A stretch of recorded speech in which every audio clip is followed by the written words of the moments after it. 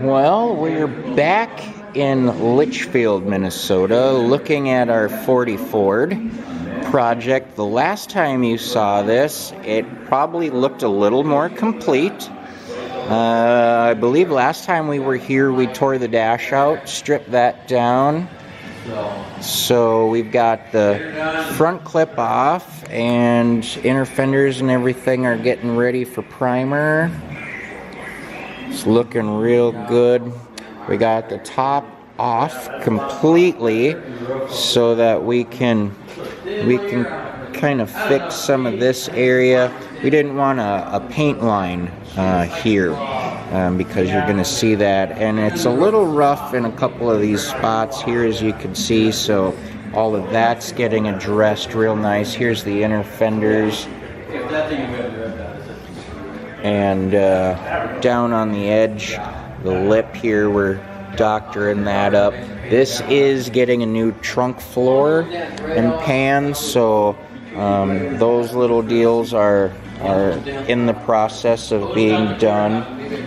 But like right here, we got a little pinhole that we're gonna fill and just clean this edge up real nice. So it's coming along. We've got stuff back there, so she's looking pretty good. It's good to see some progress. It's always good to get to the shop here and see Brad. Like I said, I've known Brad since I was 4 or 5 years old. He's squeaking her in for us in between other projects, but she's coming along. She's coming along. Looks a lot better than it did before. So I'm going to take a little wander through the shop here. I want to show you guys a couple of things that he's working on. But over here we got a little Cobra he's got working here. So we've seen a couple of these recently, Chanhassen the other day, and Victoria car show thing we went to last night. Just a great concept for a car. I love a little speedster. It's pretty sweet. So we've got our trunk lid for the 40 here. We've got the hood here that is just waiting to get the underside media blasted, but we're trying a few different things so we don't warp it up or cause any trouble on the top side. But we got that over here. And boys, you know how I am with the trucks. We got a 87 S10 square body here. I guess the guy was teaching his wife how to drive this, and got away from her down in the ditch, rolled it, crushed the top, so they cut the roof off, put a new one on. It's quite an investment for a square body, but I get it, I understand, because I'm a S10 guy, and sentimental value is sometimes worth way more than a dollar amount, but he's got quite the setup in this bad boy here.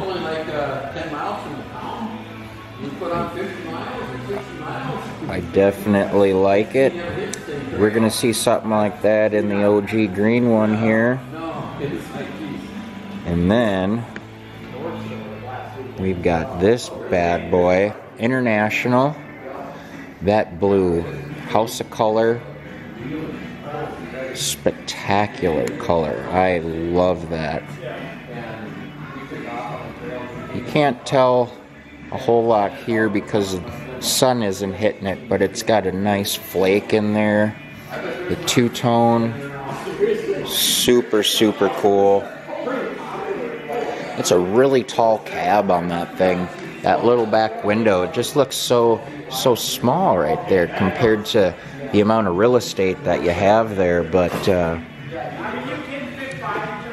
he's just kind of buttoning up a few little things. There's, I guess, a couple issues with paint separating. You can see there and right in there. And then fender cracked a little bit right there, so he's doctoring that up, bringing her back to life. Guy had it at back to the 50s this year, and those are just seat covers for now to get it, you know, driving around. Doesn't even have upholstery done yet, no carpet or anything. This one's still a work in progress, but no headliner or nothing, but still love that color though. That blue, very nice. A lot of flake in that silver as well. Beautiful wood lacquer box, very nice.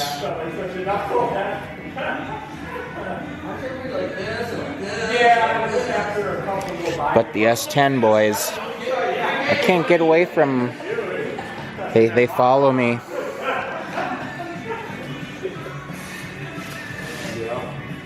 Well, my first one was a 91, and I drove the beans out of that thing. So I'm always partial to the S series. See, this is something we're got to do to the OG. We might even do it to the extreme, is run an electric fan setup just to clean that up a little bit. It's going to be a little bit better cooling. Not that we have cooling issues, but it's just something that I kind of want to do. Free up a little room in the front, and actually if you get rid of that mechanical clutch fan, you can actually gain a little bit of horsepower. Not much, like, you know, maybe 5, but still that's better than losing horsepower, right? So very nice. I'm looking at maybe a set of these for the OG. But the gray, I think, is the way to go on my setup. But this is pretty clean. I like that. All my S10 boys are loving the big old tack, and you know where I mount those things. But got no vent in here, so we can't do a vent mount on that bad boy, unfortunately. But yeah, it's a bar, and that was actually a shack for Bearby. Yeah, that's legit. They had to pay 5 pound pail sitting out there in Bearby. I'm like, okay. We are in Norwood. Sweet, sweet. This I definitely want to see when she's done. Pretty excited about it. It'll be here for a while, and now that we're back in the great Midwest for a little bit, we're going to be probably seeing some progress on that. So you guys stay tuned. If you haven't done so already, go ahead, hit that subscription button, notification bell, leave comments. All that stuff is super helpful and very greatly appreciated. You're going to want to make sure you're following and check back for some of the progress on this stuff. So we've got the trunk floor over here for our 40, still in the box. Guy's been having a hard time finding some good, reliable help, so things have been on the back burner for a little bit, but if anything, you guys know how we do. Sometimes I pop in, help out, do what I can, and that's probably going to be the case here as well. I'm going to try to come down not only to film the progress and whatnot, but if I can get my hands dirty, I want to learn, I want to do this stuff. I like to get in there and get crazy with things, so anything that I can do to help, I will. And it's just fun as hell too. I mean, am I wrong? It's fun, right? I love watching the progression of something, and the before and the after really gets me good. So it's that kind of stuff I really enjoy. But yeah, it's just good to be back in the shop, you know, and especially when you get to see stuff like that and Cobra. And, you know, the guy does do regular vehicles as well, insurance claims. Here in the Midwest, a lot of people hit deer and just car accident things, so he's pretty busy with a lot of that stuff because that's in and out and very quick, easy money for him, as opposed to taking a year or two to do something like this. But yeah, it's great. We're gonna look at some of the old rear fenders for the 40 and see what we can do. We wanted new ones put on just for a better fit and finish. Not that there is really anything technically wrong with the old ones, but we're gonna clean those up and try to find a new home for those, along with some of the other parts that we took off of there that we're gonna replace. So that's something where I'm here today to do. So we're gonna do that. All right, let's check out some fenders. It's been a while. I kind of forgot what.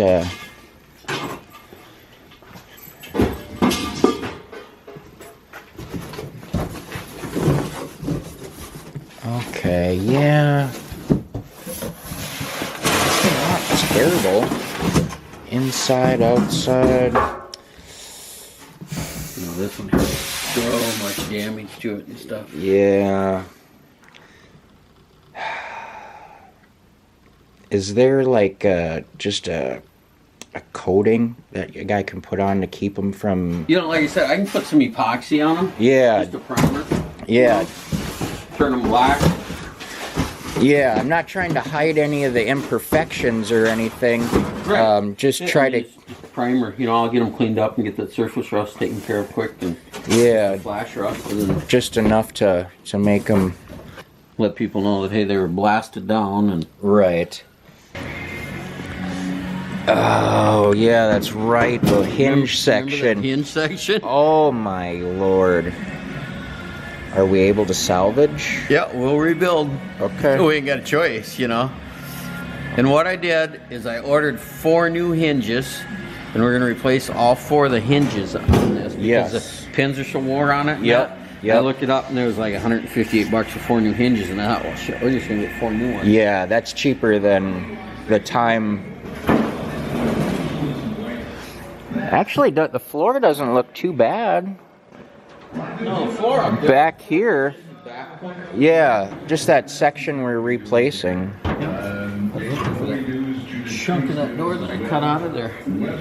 I bet there was as thin as a pop can. Yeah, oh, somebody had been in there and just boogered the shit out of it. I know I got it laying around here someplace. I'll find it. Yeah, Send it out for you next time. I remember trying to deal with that when we were. Yeah, I mean, you know, that's what That it's piece, supposed to look like. this Yeah. part didn't move, Right. and that just slid in and Yep. out of it, or Yep. yeah, it was all messed up. Yep. And this side, they're missing bolts on the hinge and the body and Yeah. stuff. And I'm like, okay, we got some work to do. Yeah, We'll get her all done though. yeah, yeah. This was one that he bought sight unseen, and I was like, and then he sent Greg to go look at it, and Greg just saw it and was like, oh, that's a nice car, and then didn't look it over. And with his accident and stuff, he's not quite the same, so it's a little tough to. It looked nice until It we got did. it back here, and then it was like, ooh, look at this, look at that, oh, look, ooh. Yeah, it was definitely like a 50-footer, when maybe a little more than that when we got it, but yeah, it ain't bad. I guess it's a good base. Starts and runs great. Yeah. I had it in storage for a year out there. I brought it back here, put the trickle charger on it and stuff, and it took me a while to remember which lever goes up and down. Yeah. Push that one. Yeah. Oh, yeah. How the hell do I get this thing to start? Yeah, it chokes and It wouldn't fire, and I'm like, oh, wait a minute, I got to turn the key back this way. Boom, there it goes. popped right off. Yeah, they're interesting. I'm always a sucker for a flathead too. I don't know what it is about them, but I love a flathead. So does Dad. And the 40s, the 39s and 40s are his favorite out of that era. 39 had a lot of lasts of things and a lot of firsts of other things, and we've had a lot of 40s over the years though.